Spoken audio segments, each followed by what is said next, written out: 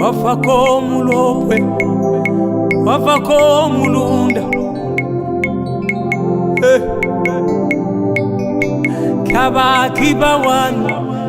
Merci Seigneur Jésus, nous te bénissons ce matin. Tu nous as fait grâce d'être encore dans ta présence. Béni soit le Dieu des esprits des prophètes. Béni soit celui qui vit l'éternité à l'éternité. Lama sebrade, libri kiladia zukra madia ze paradosa. Emande makana mazukra makarabadia, ze paria de paradia ze paradis. C'est le prophète Tony Abraham. Nous sommes dans notre émission de Kairos, mais nous sommes ici dans l'église La Lumière de Dieu, chez ma mère, maman, mamie de Dieu. Et ce matin, il y a un homme qui va nous prêcher ce matin. C'est son fils biologique, c'est encore son fils spirituel. Soyez connectés, essayez de partager pour que tout le monde parvienne à nous suivre. Et je sais très bien ce matin, le Dieu des esprits des prophètes nous fera du bien. Le Dieu de la Bible, le Dieu à qui nous avons sacrifié notre jeunesse, vous fera du bien. Nous avons un mystère que nous allons expliquer ce matin. Et le Seigneur Jésus va nous faire du bien. Nous allons naviguer dans les prophétiques. Nous allons expliquer la parole de Dieu. J'aimerais dire à quelqu'un, depuis que Jésus était au ciel, il n'a jamais bougé sur son trône. La Bible dit Jésus a bougé seulement sur le trône. C'est seulement le jour Étienne était en train d'expliquer la Bible. Donc Jésus, lorsqu'il a entendu les choses que Étienne est en train d'expliquer, la Bible dit Jésus n'était pas assis. La Bible dit Jésus s'est tenu debout et les écailles qui étaient sur Étienne étaient tombées. Étienne a dit, je vis le Seigneur assis, je vis le Seigneur debout à la droite du Père. C'est-à-dire Dieu se lève debout lorsqu'on explique les Écritures. Dieu se sent être dérangé lorsqu'on explique les Écritures. C'est pour cela ce matin, nous serons grandement bénis par un homme de Dieu. Au début, il était le vendeur du blé, mais le Seigneur Dieu lui a donné encore un mandat d'être un grand esprit. C'est lui qui va nous parler ce matin. Il va nous expliquer les mystères. Lorsqu'il avance, nous le recevons avec joie.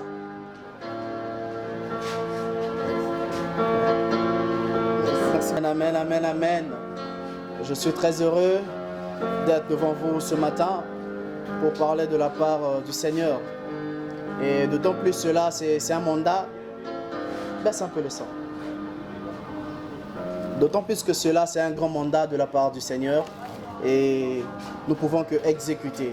Alors shalom là où vous êtes, partout là où vous nous suivez, en Afrique, en Europe, en Asie, en Amérique, en Océanie. Que le Dieu des esprits des prophètes vous bénisse abondamment. Alors, sans plus tarder, j'aimerais que, avant que nous rentrions dans la profondeur, pour expliquer les Écritures ce matin, j'aimerais que tu prennes une bonne position. Nous allons prier. Éternel, le Dieu de la Bible, le Dieu de tous les esprits, le Seigneur des cieux et de la terre, nous te disons merci, tendre Père. Alors que nous étions endormis, Adonai, nous ne savions pas que nous allons nous lever ce matin. Mais c'est par ta grâce et ta miséricorde que nous sommes comptés parmi les vivants ce matin. Laisse que ta grâce surabonde au-dessus de notre vie. Laisse que le message qui sera décrété ce matin soit au-delà de notre intellect, au-delà de notre sagesse, au-delà de notre compréhension. Laisse que la présence angélique règne, que ce soit dans cette salle, que ce soit à travers toutes les personnes qui nous suivent moyennant les réseaux sociaux. Laisse que ce message affecte les vies. Laisse que ce message affecte les esprits. Laisse que ce message affecte les êtres, afin que nous soyons des aigles qui pourrions, Père de gloire, naviguer. Et utilise-moi dans la dimension que tu veux, Père de gloire, afin que je sois comme un aigle qui crie afin que les aiguillons entendent. Que je ne sois pas, Père de gloire, désormais une occasion de chute qui va permettre à ce que d'autres personnes ne comprennent pas ce que je vais dire en d'autres termes. Dans le nom de Jésus-Christ de Nazareth, nous avons ainsi prié que ta Seigneurie règne au-dessus et au-delà de toutes choses. Dans le nom glorieux de Jésus-Christ, notre Seigneur et Sauveur, nous disons Amen. Amen, amen. Alors, sans plus tarder, nous allons rentrer totalement dans notre message. Il m'est demandé ce matin de parler sur la consécration de Jéhu. Il m'a demandé de parler sur la consécration de Jéhu. Alors, il y a tellement de mystères à dire là-dessus. Il y a tellement de mystères à dire là-dessus. Il y a d'autres personnes qui peuvent se demander, quel est le rapport? Il y a quel rapport pour parler de la consécration de Jéhu? La consécration de Jéhu va nous apporter quoi? Ça va nous aboutir à quoi? Eh bien, bien aimé dans le Seigneur, j'aimerais vous dire, ce personnage biblique que vous voyez, du nom de Jéhu, regorge ou garde une spécificité des choses grandes et des choses terribles. J'aimerais être vraiment un enseignant avant que je puisse naviguer dans l'esprit, que vous me compreniez. Et pour cela, j'aimerais que nous posions les bases. J'aimerais que nous posions les bases. Alors, on va prendre un texte. Prends la Bible avec moi. Nous sommes dans le livre de 2 Rois. 2 Rois chapitre 9. Au premier verset, je lis la parole au nom de notre Seigneur Jésus-Christ. Ton amen là où tu es, ça ne me convainc pas. Est-ce que tu peux me donner le plus grand amen que celui-là? Non, fais encore mieux que ça. Non, fais encore mieux que ça. Alléluia. Alors, la Bible déclare dans 2 Rois chapitre 9, Élisée le prophète appela l'un des fils des prophètes et lui dit, Saint-Terrain, prends avec toi cette fiole d'huile et va à Ramoth en Galade. Quand tu seras arrivé, vois Jéhu, fils de Josaphat, fils de Nimshi. Tu iras le faire lever du milieu de ses frères et tu le conduiras dans une chambre retirée. J'annonce sur ta vie aujourd'hui, Dieu t'enlèvera là où tu es, il t'emmènera ailleurs parce qu'il te dira des choses qui concernent ta vie. Tu prendras la fiole d'huile et tu répandras sur sa tête. Souligne ça dans ta Bible. Tu répandras sur sa tête. Et tu diras, ainsi parle l'Éternel, je toins roi d'Israël. Puis tu ouvriras la porte et tu t'enfuiras sans t'arrêter. Le jeune homme serviteur du prophète partit pour Ramoth en Galade. Quand il arriva, voici le chef de l'armée était assis. Il dit, chef, j'ai un mot à te dire. Et Jéhu dit, au cœur de nous tous, il répondit à toi, chef. Jéhu se leva, entrant dans la maison, et le jeune homme répondit, l'huile. Dis avec moi l'huile. Non, dis mieux que ça, dis l'huile. Il répondit l'huile sur sa tête, et lui disant, ainsi parle l'Éternel, le Dieu d'Israël. Je te roi d'Israël, du peuple de l'Éternel. Tu frapperas la maison d'Akab. 1. Ton maître. Et je vengerai sur Jézabel. 2. Le sang de mes serviteurs et des prophètes. 3. De tous les serviteurs de l'Éternel. Toute la maison d'Akab périra. J'exterminerai quiconque appartient à Akab, celui qui est esclave et celui qui est libre en Israël. Et je rendrai la maison d'Akab semblable à la maison de Jéroboam, fils de Nébat, à la maison de Baïcha, fils d'Akija. Les chiens mangeront Jézabel dans le champ de Jezreel, et il n'y aura personne pour l'enterrer. Puis le jeune homme ouvrit la porte et s'enfuit. Lorsque Jéhu sortit pour rejoindre les serviteurs de son maître, on lui dit, tout va-t-il bien? Pourquoi ce fou est-il venu vers toi? Jéhu répondit, vous connaissez bien l'homme et ce qu'il peut dire. Je sens la présence de Dieu. Aïe, aïe, aïe, aïe, aïe, aïe. Mais ils répliquèrent, mensonge.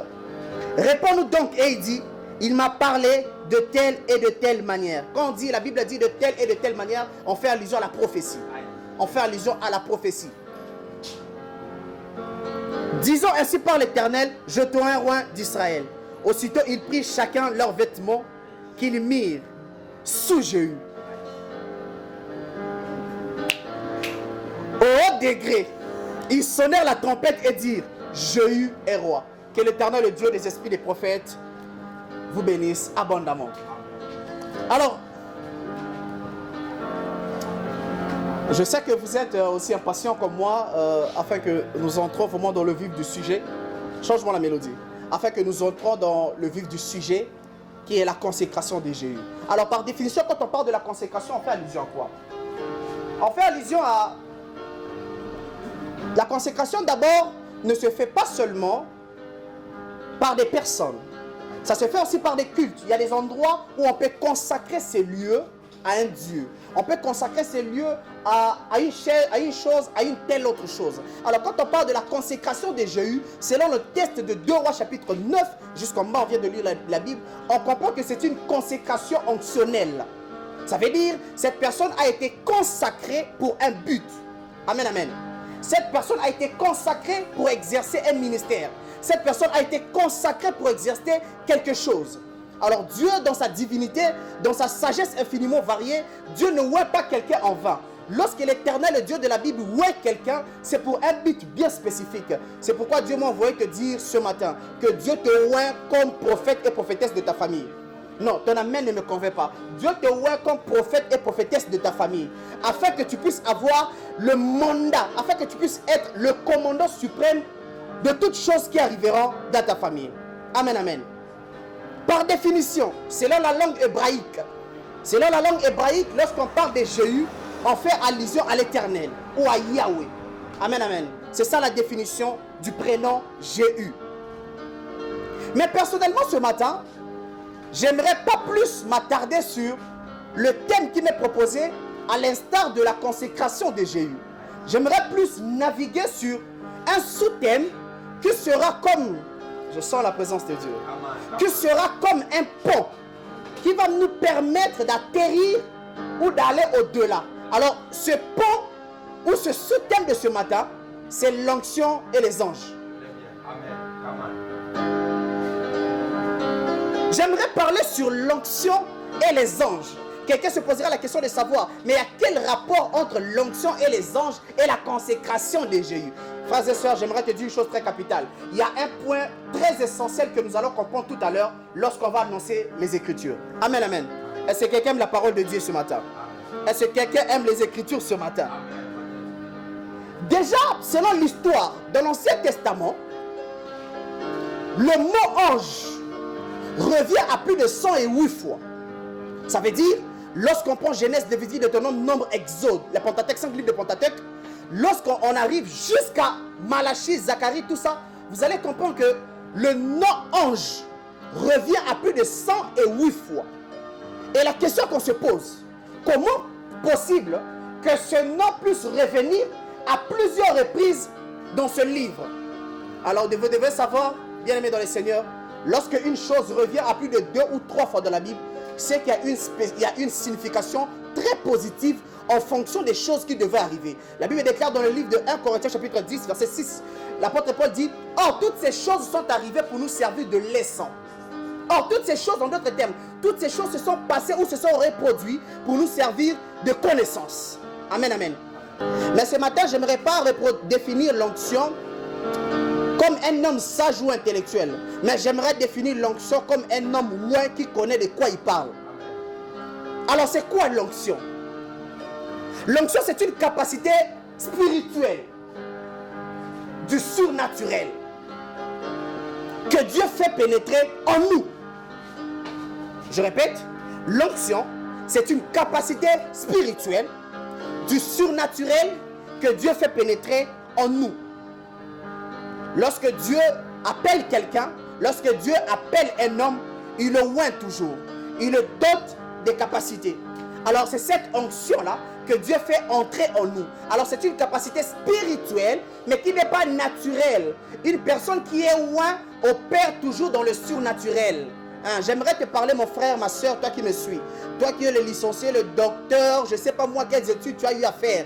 Je ne sais pas, tu as eu à rencontrer plusieurs docteurs. Ils t'ont dit que cette maladie ne peut finir. Je ne sais pas qu'est-ce que tu as eu à faire dans ta vie. Tu n'arrives pas à te marier. Tu n'arrives pas à mettre au monde. Tu n'arrives pas à faire quoi que ce soit. Mais j'aimerais te parler comme un homme ouin. En d'autres termes, en hébreu, on les appelle des ouyos. Et je te parle comme un homme ouin afin que je t'annonce une bonne nouvelle. Et la bonne nouvelle, c'est que la chose qui te dérange, je décrète et déclare dans le nom de Jésus, par la grâce du Saint-Esprit, sous l'onction, sous la puissance de l'onction dans cette église, que cette maladie, que ce problème te lâche au nom de Jésus. Alors j'ai essayé de définir l'onction en 3 volets. La première, c'est une capacité spirituelle du surnaturel que Dieu fait pénétrer en nous. La deuxième, c'est que nous tous, nous sommes loin différemment. Dieu ne voit pas chaque homme de la même manière, c'est faux. Dieu voit toujours l'homme par rapport à la vision que cette personne a et par rapport à des choses qu'il accomplira sous ce soleil. Vous allez remarquer, vous serez d'accord avec moi, dans le livre de Exode chapitre 36 verset 1er, lorsque Dieu a voulu oindre Bethsaël, il n'a pas oint Bethsaël comme prophète. Il n'a pas oint Bethsaël comme sacrificateur. Il n'a pas oué Betsaël comme guérisseur. Il n'a pas oué Betsaël comme roi. Il a oué Betsaël comme un homme qui serait rempli de l'intelligence et de l'esprit de sagesse pour construire quelque chose. Alors vous allez comprendre que dans la vie de Betsaël, Betsaël a été aussi loin. Mais l'onction qui était sur lui, c'était pour la construction. Nous tous ne sommes pas loin de la même manière. Il y en a de ceux-là que Dieu a loin pour être roi. Il y en a de ceux que Dieu a loin pour être sacrificateur. Il y en a de ceux que Dieu a loin pour être prophète. Il y en a de ceux que Dieu a loin pour être dans l'adoration. Il y en a de ceux que Dieu a loin pour exercer des choses terribles. Amen, amen. Et le troisième point, dans la dimension onctionnelle, il y a des niveaux. Dans la dimension onctionnelle, il y a des niveaux. Vous allez remarquer dans le livre de Ézéchiel chapitre 47 verset 1er. Le prophète Ézéchiel, d'ailleurs le livre d'Ézéchiel, c'est parmi des livres apocalyptiques. Lorsque vous voulez faire la notion ou les cours sur l'apocalyptique, on vous parle des choses futures. Parmi les livres qu'on parle, c'est le livre de Daniel et d'Ézéchiel, dans 2 livres de l'Ancien Testament. Et le 3e livre, c'est le livre d'Apocalypse. Alors Ézéchiel étant prophète, connaissant bien ce qu'il voulait dire, il dit, un jour, il voit une vision. Et quelle était cette vision? Il voit qu'il était dans l'eau. Mais l'eau était aux chevilles. Alors, l'onction, lorsque ça arrive dans la cheville, c'est ça qu'on appelle l'onction du commencement. Suivez-moi très bien. Lorsque Dieu appelle un homme de Dieu, lorsque Dieu appelle une servante de Dieu, automatiquement tu verras que tu ne vas pas jeûner, tu ne vas pas prier, tu ne vas rien faire. Mais Dieu te voit d'habitude automatiquement. C'est l'onction du commencement qui te permettra de naviguer dans l'esprit. C'est l'onction qui te donnera la force de prier. C'est l'onction qui te donnera la force de se réveiller au milieu de la nuit. C'est l'onction qui te donnera la force de lire la Bible. On appelle ça l'onction du commencement. Ça veut dire ton onction est encore sur les chevilles. Or, l'onction ne reste pas toujours sur les chevilles. L'onction grandit. Or, l'onction, lorsque ça grandit, cela dépend plus de Dieu, mais cela dépend de la disponibilité de la personne. C'est-à-dire, tu dois commencer à chercher Dieu dans les jeûnes, dans les retraites, dans les prières. C'est alors que ton onction prendra un autre envol. Ézéchiel connaissait mieux ce que je suis en train de dire. Ézéchiel nous explique cela. Il dit, l'onction était aux chevilles, lorsqu'il était dans l'eau. Plus tard, lorsqu'il a commencé à marcher, toujours dans l'eau, l'onction n'était plus aux chevilles, l'onction était aux genoux. Il a continué à marcher dans l'eau. L'onction n'était plus aux genoux. L'onction s'est augmentée. L'onction est arrivée au rein. Alors, dans l'eau, tu peux plus marcher dans l'eau. Tu ne peux pas marcher dans l'eau aussi longtemps que l'eau s'arrête sur ta taille. Tu vas sentir que tu es déséquilibré. Qu'est-ce qu'il faut faire? Tu vas commencer à nager. Et lorsqu'on nage dans l'eau, c'est ça qu'on appelle l'onction royale. C'est ça qu'on a... Change-moi la mélodie, papa. C'est ça qu'on appelle l'onction royale. Ézéchiel, l'eau était tellement avancée dans la piscine. Ézéchiel n'a pas pu marcher. Il a commencé à nager. C'est là qu'on appelle l'onction royale. Or, lorsque un homme atteint la dimension de l'onction royale, automatiquement, tout ce que cette personne fait réussit. Pourquoi? Parce que cette personne a atteint un niveau de la spiritualité que même les sorciers ne peuvent pas le comprendre. Oh, est-ce que je parle à un homme ce matin? Est-ce que je parle à une femme ce matin? Lorsque Dieu te oint de la dimension de l'onction royale, tout ce que tu fais va réussir. Tu verras ceci. Pourquoi? Parce qu'il y a l'onction royale sur toi. Lorsqu'il y a l'onction royale sur toi, ça va localiser le roi là où il est. Lorsque l'onction royale est sur toi, et il y a qu'on nous place aux arbres comme ils sont rois.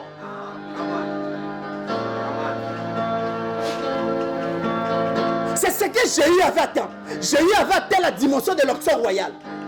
Et on l'a oué comme roi d'Israël. Non, je n'ai pas encore commencé à presser. Je t'explique seulement. C'est ça la définition de l'onction. Or, nous avons parlé tout à l'heure de l'onction et les anges. Et puis on va terminer sur la consécration de Jéhu. Alors c'est qui les anges? Y a-t-il importance pour parler des anges? Beaucoup de personnes fassent l'erreur. Et j'aimerais t'interdire ça, enfant de Dieu. Beaucoup de gens connaissent plus les noms des démons. Beaucoup de gens connaissent plus les noms des sorciers. Tu as prié, tu as commencé à prêcher de janvier jusqu'en novembre. Tu as parlé qu'il y a des sorciers, des sorciers, des sorciers. Mais tu ne parles pas par des personnes qui sont alliées à toi. Comment un enfant de Dieu peut se sentir à l'aise dans une église lorsqu'on lui parle plus plus des sorciers que lorsqu'on lui parle des personnes qui sont censées les protéger. Lorsqu'on parle des anges, ce n'est pas qu'on fait un culte aux anges, c'est faux. D'ailleurs, l'apôtre Paul l'interdit dans Colossiens. Ce n'est pas que nous parlions des anges, nous faisons un culte, nous rendons aux anges, non.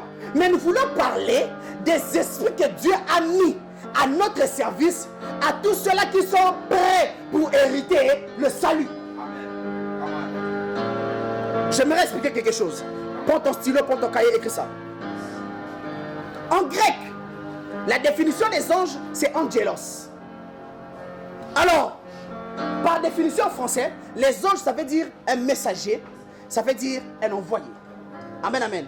Ce sont que des envoyés de la part de l'Éternel. Les anges ne sont pas supérieurs à Dieu. Alors nous avons à peu près 4 dimensions angéliques. Nous avons les chérubins, les séraphins, les archanges et nous avons les anges. Si on veut parler des chérubins, nous sommes dans le livre de Genèse chapitre 3 verset 24. On nous parle comment est-ce que lorsque Adam et Ève ils ont eu à pécher, automatiquement Dieu les a fait sortir de l'Éden. Il a mis un chérubin protecteur afin que Adam et Ève ne reviennent plus dans l'Éden afin de manger l'arbre de la vie. Or, vous allez remarquer autrefois, avant que Adam et Ève pêchent, Adam et Ève avaient la dimension spirituelle. Adam et Ève étaient esprit, corps et puis âme. Amen, amen. Mais lorsque Adam a eu à pécher Ève, ils sont devenus corps, âme, esprit. En d'autres termes, les sentiments ont pris la place, ont pris le niveau de la première place. Mais par la nouvelle naissance, lorsqu'on reçoit Jésus comme son Seigneur et son Sauveur, par le baptême, automatiquement la personne en redevient comme on a été dans la création adamique. C'est-à-dire la première création. On devient esprit, corps et puis âme. Et lorsque l'homme a eu à pécher, on les a mis dehors. Et lorsqu'on les a mis dehors, l'homme a perdu la sensibilité spirituelle qu'il avait. L'homme a perdu la sensibilité spirituelle. Vous allez remarquer, même Dieu a dit à Adam, le jour que vous allez manger l'arbre de la connaissance le jour où vous allez manger ce fruit défendu, vous mourrez. Mais Adam et Ève mangent ce fruit et ils ne meurent pas. Qu'est-ce qui se passe, Dieu? Tu es contre ta parole? Non, il n'est pas contre. Dieu savait que Seth allait venir. Et c'est au temps de Seth qu'on commençait à prier le nom de l'Éternel. Dieu a une mission pour toi. Si tu ne meurs pas jusqu'à aujourd'hui, c'est parce que Dieu a une mission pour toi. Dieu sait qu'il a une mission bien déterminée pour toi, qui sera valable à un temps bien destiné de la part de l'Éternel. Et la Bible déclare, Dieu a tué un agneau. Il a fait porter juste à des Ève la peau de l'animal.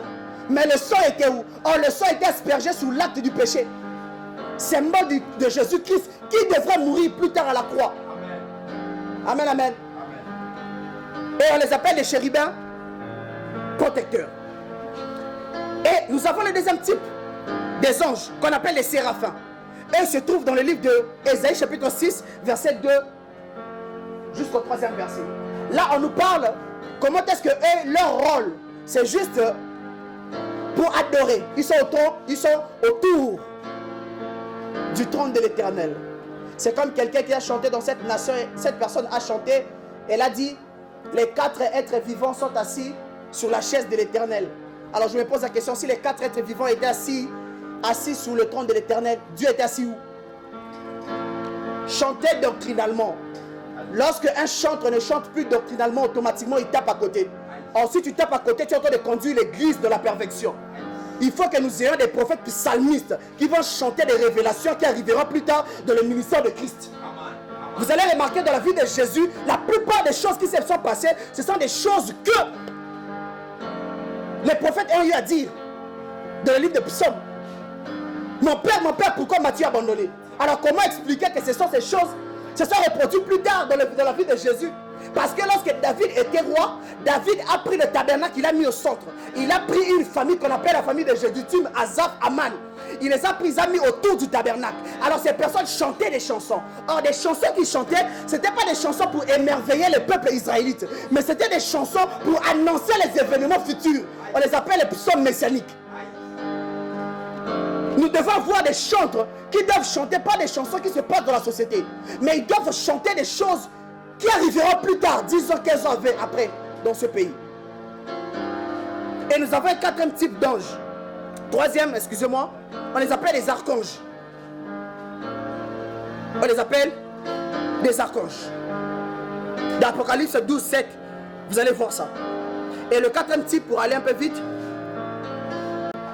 Luc chapitre 4, verset 13. Le diable s'éloigna de lui jusqu'à un moment favorable. Jésus, revêtu de la puissance de l'Esprit, retourna en Galilée et sa renommée se répandit dans tout le pays. Il enseignait dans les synagogues. Et il était glorifié par tous. Je répète, après l'avoir tenté de toutes ces manières, le diable s'éloigna de lui jusqu'à un moment favorable. Jésus, revêtu de la puissance de l'Esprit. Ici, il y a une contradiction. Comment se fait-il? Matthieu parle après que Jésus a jeûné pendant 40 jours, 40 nuits. Les anges sont venus le servir. Mais autour de Luc, Luc lui dit, ce n'était pas les anges, c'était la puissance.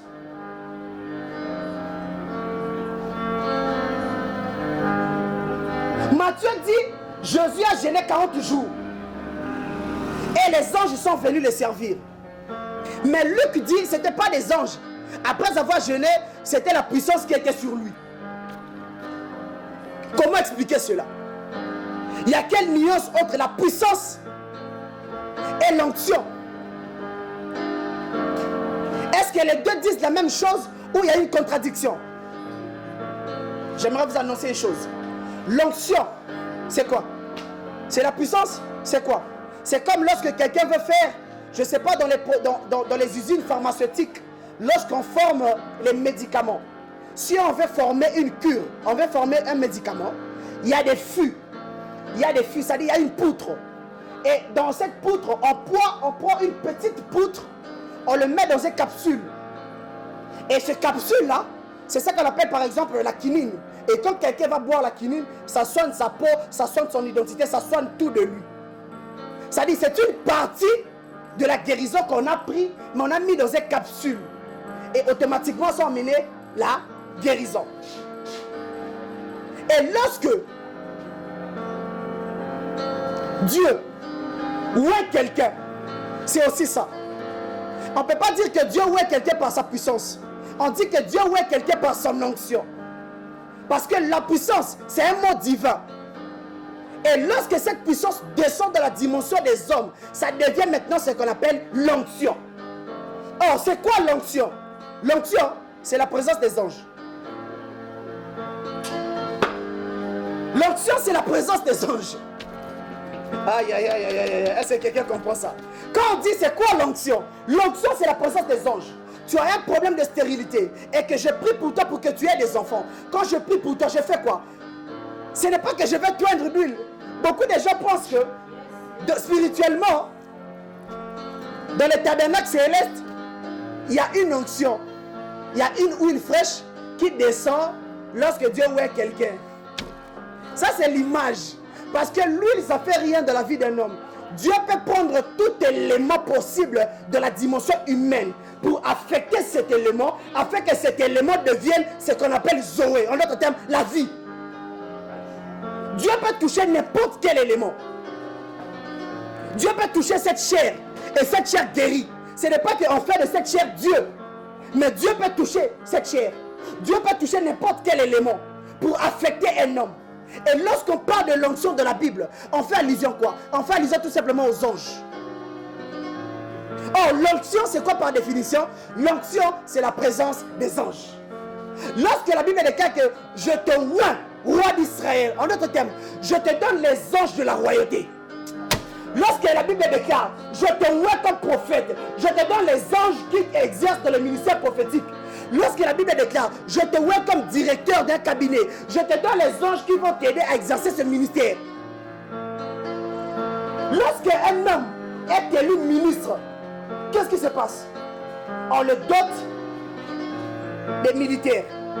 On lui donne des policiers pour assurer sa fonction. Soit il est ministre de l'Intérieur, ministre de la Santé, ministre de l'Éducation. On va lui donner des policiers pour protéger ce qu'il est en train de faire. Et de la même manière aussi, lorsque Dieu appelle un homme de Dieu, il te dit, je te oins. il te dote des anges pour assurer le fonctionnement de ton travail terrestre mais céleste. Ça dit ce que tu reproduiras sur la terre.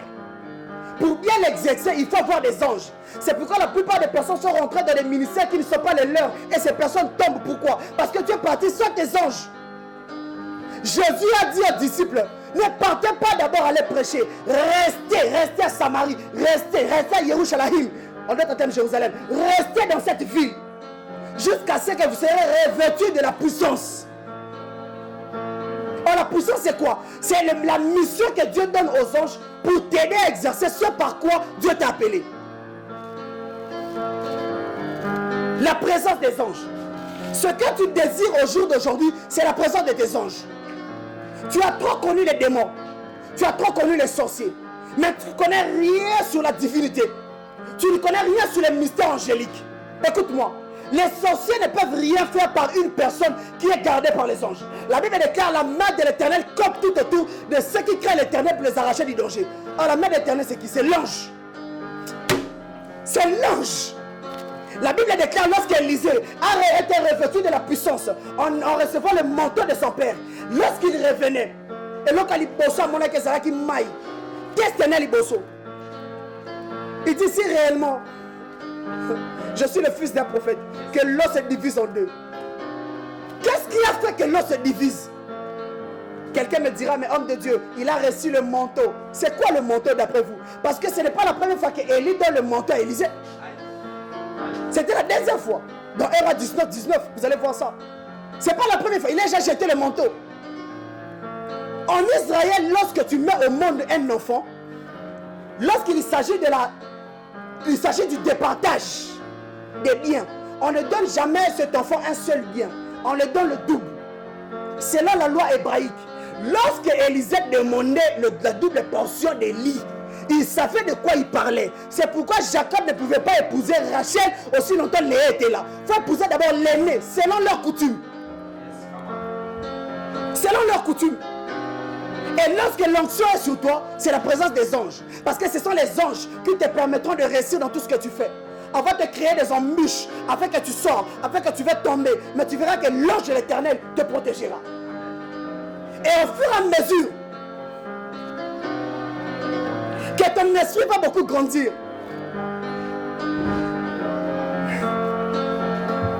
je ne sais pas si je dois le dire, au fur et à mesure, ton esprit va beaucoup grandir. Ton ange va commencer à prendre ta figure. Est-ce que je parle à des aigles ce matin? À chaque fois que ton esprit va grandir, tu vas atteindre un haut niveau. Automatiquement, ton ange va prendre ton esprit, va prendre ta figure, va prendre ton image. C'est pourquoi d'autres personnes vont commencer à te rêver, à te voir en vision. Tu apparais. Ce n'est pas toi, c'est ton ange qui était parti. C'est ton ange qui est parti les informer des choses. Au jour d'aujourd'hui, ce que tu désires, c'est connaître tes anges. Il n'y a pas que des sirènes des eaux, il y a aussi des anges des eaux. Il n'y a pas que des sirènes des eaux. Apocalypse chapitre 16, verset 5. Il n'y a pas que des sirènes des eaux. Il y a aussi des... La Bible déclare d'Apocalypse 16, j'ai entendu un ange des eaux. C'est pourquoi la Bible déclare, vous buverez des breuvages mortels, vous ne mourrez pas. Vous tomberez dans l'eau, mais vous ne serez pas noyés. Pourquoi? Parce qu'il y a un ange qui est dans l'eau qui veille. Il y a un ange qui est dans l'eau qui veille sur les élus. En d'autres termes, sur les personnes qui sont loin. Apocalypse chapitre 16, verset 5. L'ange éternel est là. Ce que tu désires au jour d'aujourd'hui, c'est l'ange de l'Éternel. Tu dois le connaître davantage. Tu dois rentrer en intimité avec lui. Tu dois le connaître. Lorsque quelqu'un rentre dans un ministère qui n'est pas son ministère, la première des choses, tu rentres sans les anges de ta destinée. Or, si quelqu'un entre dans un ministère qui n'avait pas ces anges de sa destinée, cette personne, ce sont les genres de personnes qui tombent beaucoup très tôt. Et ce sont des personnes que les ministères ne durent pas.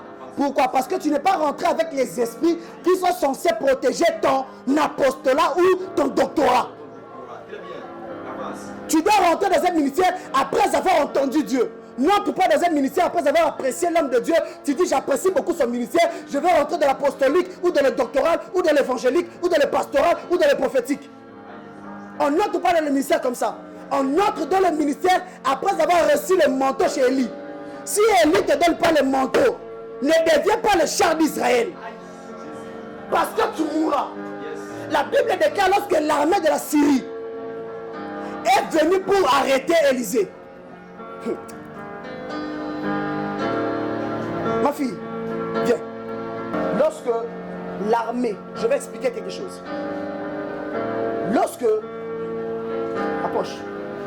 Lorsque l'armée de la Syrie a voulu arrêter le prophète Élisée, ils sont venus, ils ont entouré toute la maison. Et Élisée sort après. Il dit qu'est-ce qui se passe? Il dit à Géasi. Géasi dit ben, regarde ce qui se passe. On nous a entourés. On veut nous arrêter. Et le prophète dit c'est justement, tu es en train de voir comme ça parce que tu es aveugle. Tu ne vois pas les anges qui protègent le ministère dans lequel nous exerçons. Et Élisée fait une prière. Il dit que l'Éternel t'ouvre les yeux afin que tu voies au-delà.